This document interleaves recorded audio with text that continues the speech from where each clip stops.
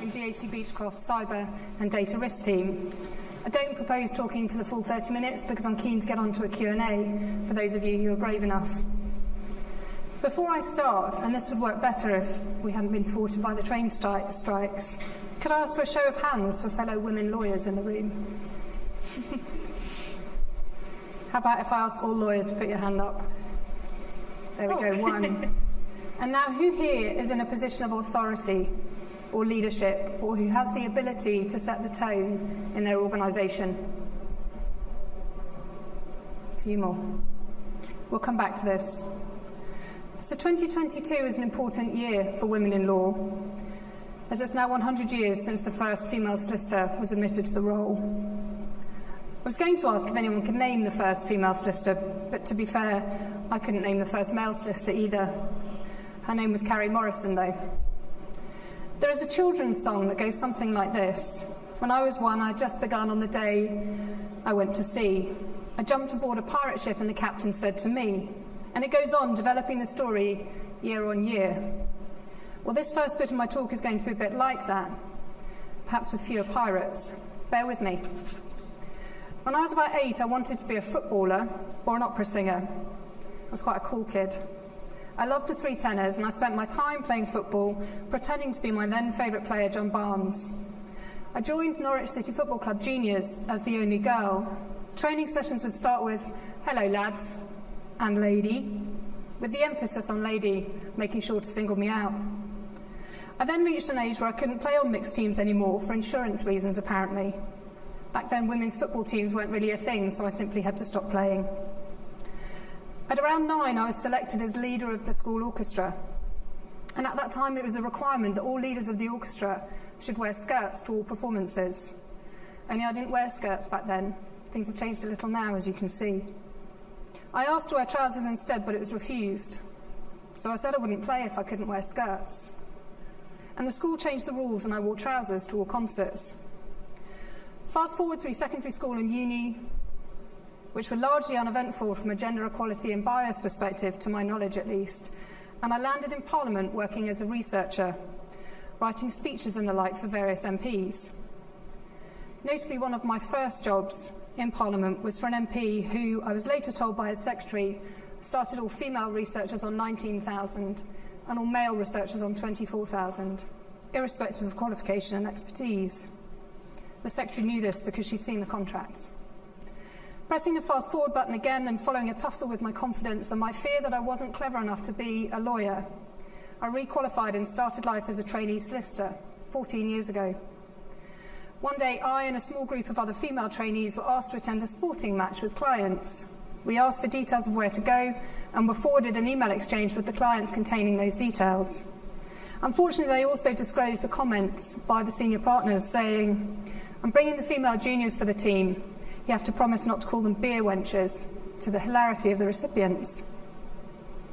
I went on to have my first child, and it was really then that the challenge started, although I hasten to add that the struggles were not specific to law, rather to any parent who's juggling being present for their child whilst developing a career.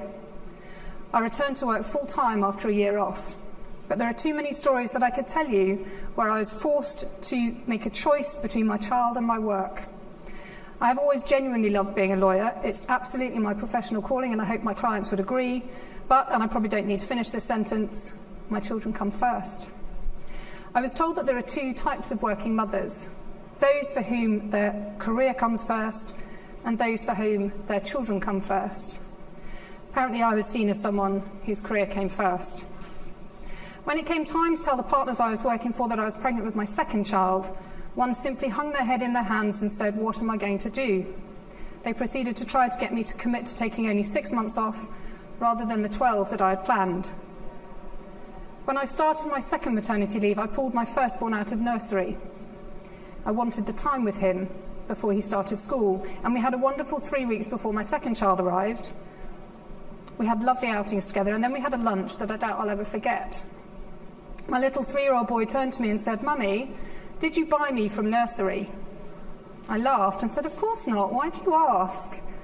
"Because I used to spend all my time at nursery, and now I spend it all with you. So I thought you must have bought me." I vowed then that I would never return to work full-time whilst my children were little. Following my second maternity leave, I simply wasn't going to make the same mistake twice, making my children feel that they were not mine. Towards the end of my second maternity leave, I sought to agree part-time hours, but I couldn't get close to the split I wanted between work and home.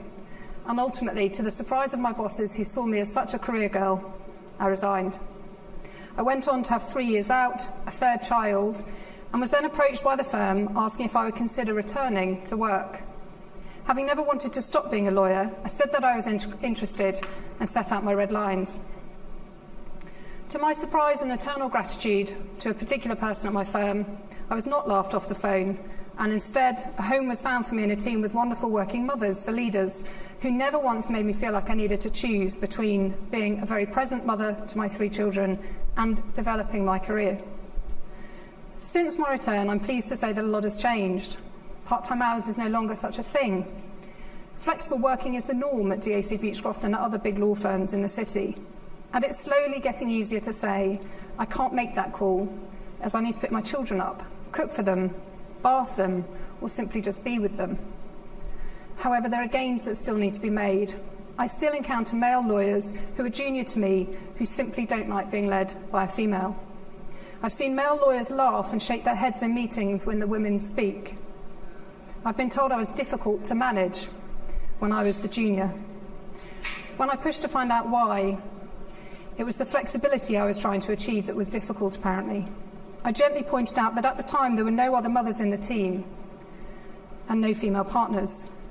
So there were no role models for me to look up to, and I was having to blaze a trail. I wasn't difficult. I've been told I'm a girl in a hurry.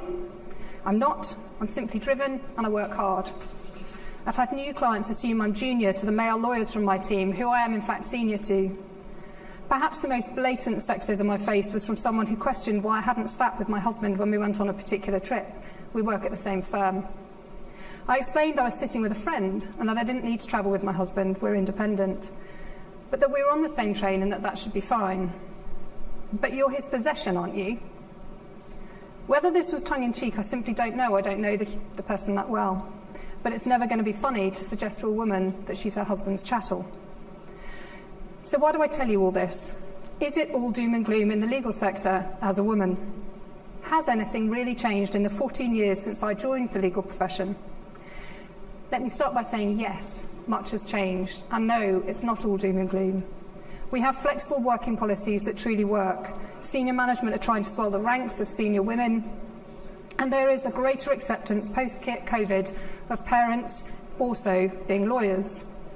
COVID was incredibly challenging, but one of the positives is that it normalised people working from home and the presence of children being in people's lives. Being a lawyer is a wonderful and varied career. Is it hard at times as a woman? Yes. The numbers still aren't great either. Around 65% of lawyers, junior lawyers, are female.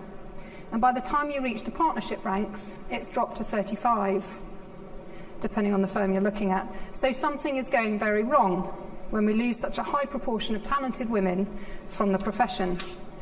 And I think it's stories like my own which provide insight into why women leave. It's tiring trying to break the bias, which was incidentally the theme for this year's International Women's Day. I spent a lot of time thinking about what my message is today. What is the call to arms? What do I really want to convey? And it's this: lead loudly. If you're someone who leads women, allow them flexibility to parent. Support them leaving promptly to pick little ones up from nursery or school. Say when you are doing the same so it sets the tone for your teams. Say when you're logging off to spend time with your children. Challenge behaviours that are unacceptable. Support junior women in being able to see their path to progression. All too often I see young mothers trying to sneak out of the office, saying, I'm just going to quietly nip off to pick my child up. I've done the same countless times, finding ways to leave the office without looking like you're actually leaving. But the trouble is, we've got ourselves into this position where juniors say things like, I simply don't know how you do what you do. And that's partly my fault, as I've hidden parts of my life. As a leader, I now realise it's incumbent on me to set an example, and to say I'm logging off for a bit, to see, feed, bath my kids, whatever it may be. Whether the significance of those statements registers and lands at the time you make them, the point is that it will create an environment where it's okay to have something other than law pulling on your time. It is for me and the other leaders in my firm to explain to the juniors how they get into the more senior roles and to support them getting there. It is for leaders to embrace women when they announce that they're pregnant and to offer flexibility in the run-up to and after maternity leave and not to simply shake their heads. If we do all those things, we will surely swell the ranks of senior female lawyers and start to right the 65 to 35% drop-off rate. So for those of you who put your hand up at the start to say you're a lawyer or a leader, please lead loudly. Set the tone. And for those of you who are not, find leaders who will create the type of environment that supports, encourages and fosters your development in whatever direction that may be. Lead loudly. Help break the bias that women face in law and other sectors so that we can have fewer people who leave their roles, resulting in greater diversity, which can only be for the good of industry, whether law or otherwise. Thank you. Wonderful, thank you so much. I have plenty of questions that I'm ready to ask you. I didn't know if I wanted to open up to the floor, if anyone had anything they wanted to kick us off with. If not, I'm diving right in. Okay, so obviously you mentioned kind of the football, and obviously we're cheering because Norwich, Norwich company. But how did your experience, how did these key life moments for you actually shape your career path and to where you are today? I think for me, that's a really good question. I think for me, I've got a really strong sense of equality and trying to provide a fair platform for all. And I think those constant being told you can't do something because you're a woman or you've got to do it in a particular way because you're a girl simply made me want to break that and move things to a position where the people who are coming up in the ranks behind me don't encounter those same biases, those same prejudices and blocks on their progression, whether it's football, whether it's leading an orchestra or whether it's in law. I love that, and I think something that I was picking up on, and a key focus that we talk about at March A is this feeling of like imposter syndrome and not feeling like you belong. And obviously you disclosed that your male peers were doing the same job, earning more money. So how did you feel in these environments knowing that that was the case? I think disempowered is probably the right word. You know, when you're doing a job, and actually in that situation where I was paid 5,000 less or whatever it was, I had more qualification, more experience than the man I was working alongside, and he was paid more just for that mere fact that he was a man. And it just made me feel very disenfranchised, like I didn't want to be there, like I didn't have value and I didn't add something. And I think that's the risk if you don't create a fair and equal platform for people, that ultimately they will leave. They will go and find somewhere where they are treated equally and they are paid the same and they're not prejudiced just because of some characteristic that they're born with. Yeah, and across the law sector, what is that like as well? Is this commonplace? I think it's massively improving. You know, the industry shifted massively from when I first started to when I returned, having had my career break.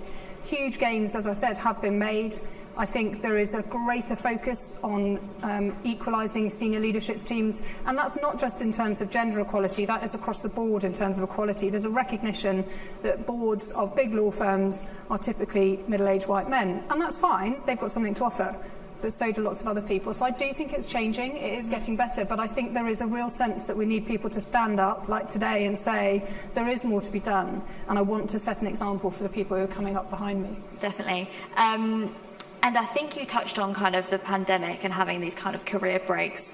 And being a mother, I'm interested in kind of learning a bit more about how that affected you. We had some discussions earlier about you not just having to work, but you're also a carer, you're a mother, you have to do these chores. I mean, it's kind of stereotypical, but it ends up being true most of the time. How was that for you to go through that? So COVID was really tough, and I know that's not me saying it was worse for me. I know it was tough for everyone, but my goodness, homeschooling is not my forte, and my children would probably agree. My husband is also a partner in the same firm, so we do the same job. We're under the same pressures. We've got 3 young children, and when first lockdown struck, the only way we could do it, and I have to add, our firm was brilliant and really flexible and said, just do what you can. But the only way for us to manage the work that was coming home from their schools and our own jobs was for one of us to log on at 7, and we just did 3-hour rolling blocks. One of us would be with the kids teaching them, one of us would be doing our hours, and we kept going until 2 a.m. and we'd be up again starting the whole process again at 7. So it was exhausting and it was stressful, and we really weren't very good teachers. I can help juniors with learning the law, but I cannot teach my children English and maths because they don't want to know from me. So it was tough. Yeah, and kind of talking about the contrast between, some people say that there's like a choice, so you're either this like workaholic girl boss, I hate that phrase, but you know what I mean, or you're a mother and you take these career breaks and you take it slow. Why is there, feel like there's never conversation for there to be both? You know, I completely agree that there is that sort of polar opposites, you're either one or the other, and that was certainly what was presented to me when I was more junior. I feel that has changed. I know I keep saying things have changed. I do feel that there's an acceptance, and part of this is post-COVID, where there's a greater acceptance of people working flexibly, and that only benefits working mothers. But I do think things have moved on a little bit, and it is easier to try and be both a mother and a successful, driven woman. Mm-hmm. But I still think you're going to encounter the kind of comments I have. You're difficult. You're a girl in a hurry. I'm not. I'm no more in a hurry than my male counterparts. I'm just eager to progress, and I'm going to work hard to get there. Yeah, I think that's the thing, isn't it? It's like, you know, a female could be driven, but, you know, if she speaks up or she says something, it's going to be negative, but a man is just assertive, and that's just just characteristic, which is just really ridiculous. So I don't know if you've had any experiences where people have shut you down purely because you try to speak up and you are a female. Yeah, absolutely. Yeah? Yeah. I think that's... Where you try to speak in a meeting and, you know, the men just shut you down. And that, you know, that doesn't happen often, I would say. That really doesn't. But and I think that, you know, I think you have to put it in context. I work for a particularly flexible, equal, good firm. Mm-hmm. DACB is really good at that stuff. But you hear terrible stories of, you know, friends I've got in other big city firms. You know, there's a woman I met recently for breakfast to try and support her. She's at a firm where, I won't name it obviously, but she's at a firm where she's had one child, she's come back from maternity leave, and she's been completely frozen out. So we're all measured in private practice by our utilisation rates, how many units we put down, how much chargeable time we've done in a day. She's been given no chargeable work, so her utilisation since returning has been 0%. And that's really scary when you're in our industry. You know, we get our statistics sent round every week, our metrics sent round every week, saying you're X% utilised, you did this amount of chargeable time last week, you did this non-chargeable time. It's really, really managed. So to be in a position where she's the one that's 0%, and it is purely because she's had a child, is terrifying, and she's basically told there's no future for her in the firm because she's now pregnant with number 2. And that shouldn't happen anymore. You really are, you know, at a point where, or I am at a point where I really think the industry should have shifted beyond that.